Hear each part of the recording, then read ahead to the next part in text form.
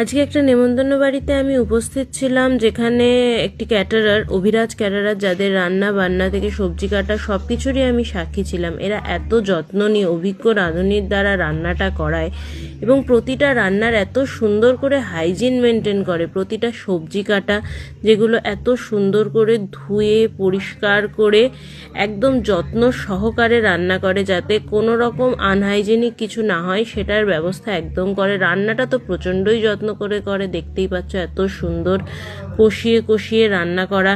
এটা তো মানে কোনো তুলনাই হবে না। যত্ন নিয়ে রান্না করলে রান্না তো ভালো হবেই। আর তাছাড়া এদের পরিবেশন এবং সব থেকে ইউনিক যেটা, শালপাতার থালার উপরে কলা পাতা লাগানো, যেটা আজকাল দেখাই যায় না। শালপাতার থালা আমরা প্রায় দেখতেই পাই না। তো এটা একটা অসাধারণ জিনিস, আমার খুবই ভালো লেগেছে। ভীষণ একটা ইউনিক আইডিয়া। রিভিউটা তোমরা নিজেরাই শুনে নাও।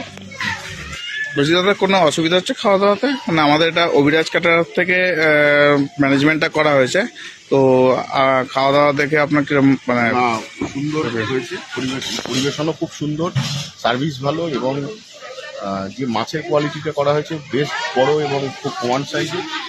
কাতলা মাছ এবং পাবদা মাছ করা হয়েছিল, দুটোই খুব সুন্দর সাইজ এবং খুব ভালো টেস্ট, এবং প্রত্যেকটা কোয়ালিটি ভালো। ডাল থেকে আমাদের ছেলেদের যেটা সার্ভ করছে তাদের কোনো অসুবিধা না, সার্ভিসও খুব সুন্দর, খুব কোঅপারেটিভ। দারুণ, থ্যাংক ইউ দাদা।